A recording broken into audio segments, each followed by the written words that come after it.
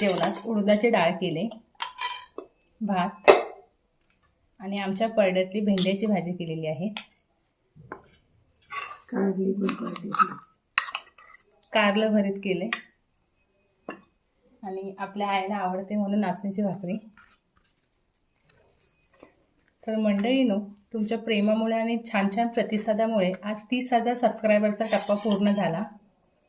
त्यासाठी मनपूर्वक आभार। तुमचं प्रेम असंच असू द्या।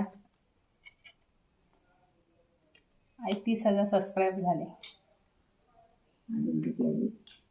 म्हणजे 30,000चं कुटुंब आपलं झालं असं।